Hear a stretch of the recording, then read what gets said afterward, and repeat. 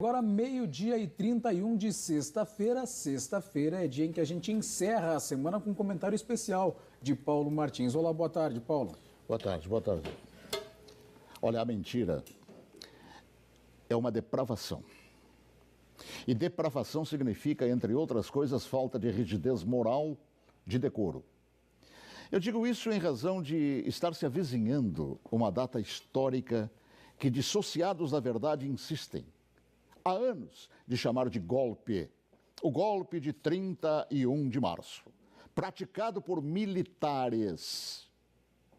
Nessa afirmação, envolvendo a posição de militares, juntam outra depravação em torno do que se conhece por revolução. E explico. Primeiro, que nem o dia certo do movimento que inspirou a tomada de posição contra a tentativa de implantarem o comunismo do Brasil, os acusadores sabem. E me cabe corrigir esta falsidade, informando que não foi no dia 31 de março. A tentativa de agitar a intenção, depois de dias de bagunças no país, se deu em 1º de abril. No dia 31 de março, num planejamento de agitação, João Goulart e Leonel Brizola deixaram Brasília e se dirigiram para Porto Alegre, iniciando a tentativa de golpe de esquerda. No dia seguinte, 1º de abril, agitação que deram o nome de Campanha da Legalidade, segundo o movimento de resistência que os incipientes de hoje não sabem, ou se sabem, mentem. E teve como líderes não os militares.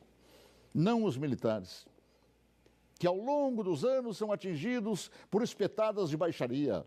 A liderança daquele movimento revolucionário pertenceu a civis que inspiraram o povo brasileiro a sair às ruas aos milhares em todas as capitais, em passeatas que ficaram conhecidas como Marcha da Família com Deus pela Liberdade. E os civis que promoveram e lideraram a revolução foram os governadores, civis, repito, do Paraná, Ney Braga, de Minas Gerais, Magalhães Pinto, da então Guanabara, Carlos Lacerda, do Rio Grande do Sul, Hildo Menegante, de São Paulo, Adhemar de Barros, de Santa Catarina, Celso Ramos, além dos jornalistas Roberto Marinho, do Globo, e Assis Chateaubriand, dos diários e emissoras associados, esta última empresa para a qual eu trabalhava.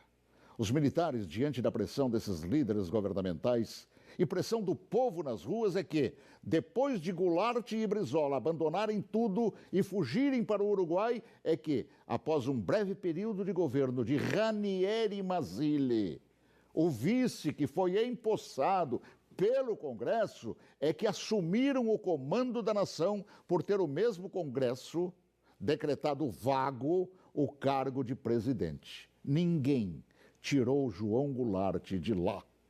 Ele é que fugiu. Eu ouvi fugir. Assim, é um depravado. Todo aquele que mente sobre o que chama de golpe. E que foram os militares que assim determinaram, pois golpe é o que queriam os sociopatas implantar. E rótulo de depravados, tanto aqueles como os que hoje repetem a mentira por uma razão, uma simples razão. Era eu, o locutor, que foi obrigado a entrar na marra no estúdio da Rádio Farroupilha naquele 1º de abril, conduzido por Goulart e por Brizola. Eu fui sequestrado e testemunha ocular da história, talvez, quem sabe, a última no Brasil, e ali ficado na cadeia de rádio chamada Cadeia da Legalidade. Eu fui nomeado oficialmente por Goulart e Brizola, lendo ofícios redigidos e patrulhados por um bando de agitadores. Eu acompanhei toda a história, também depois, através do tempo, e todos os seus capítulos não cabem aqui. Mas digo mais, todos os jornais brasileiros apoiaram os governadores civis, líderes daquele movimento, assim como apoiaram os militares depois que assumiram para botar ordem no país. Todos os grandes jornais brasileiros, com exceção do chamado última hora. E os militares, após assumirem e resgatarem a ordem atropelada pelo comunismo, transformaram o Brasil, naquela época da 49ª economia do mundo, na 8ª economia do mundo. Assim, pela verdade dos fatos, que se honre neste fim de semana os 55 anos do movimento que evitou nos transformarem numa Venezuela de hoje, na qual o povo não conta nem com papel higiênico. Boa tarde, se Deus quiser, até logo mais, às 18h40, com espaço de ponto de vista.